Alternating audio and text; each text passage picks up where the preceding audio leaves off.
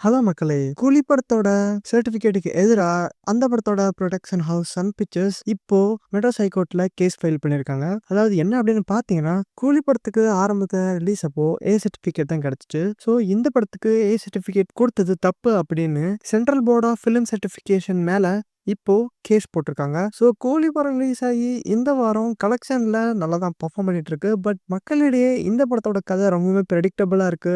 இந்த கதை எதிர்பார்த்த மாதிரி இல்ல அப்படின்னு நிறைய விமர்சனம் இருந்தாலும், இந்த படத்தோட புரொடக்ஷன் ஹவுஸ் இந்த படத்தோட சர்டிஃபிகேஷன்ல ஒரு கேஸ் ஃபைல் பண்ணியிருக்காங்க. அதுதான் இந்த கேஸ். ஸோ இந்த மூவ் யார் வேணாலும் எந்த ஃபிலிம் சர்டிஃபிகேஷனுக்கு வேலை எதிராகவும் 30 நாளுக்குள்ள கேஸ் ஃபைல் பண்ணலாம். ஸோ அதனால இவங்க இந்த படத்தோட சர்டிஃபிகேஷன் குறித்து லீகலா மூவ் பண்ணியிருக்காங்க. ஸோ மக்களிடையுமே இந்த படத்துக்கு எதுக்காக ஏ குடுத்துருக்கீங்க அப்படின்னு ஒரு பெரிய கேள்விக்குறி வந்துச்சு. ஸோ இதனாலேயே இந்த படத்தோட புரொடக்ஷன் டீமே இப்போ லீகலா மூவ் பண்ணியிருக்காங்க. ஸோ இத பத்தி நீங்க என்ன நினைக்கிறீங்க அப்படிங்கிறத மறக்காம கமெண்ட் பண்ணுங்க. Thank you.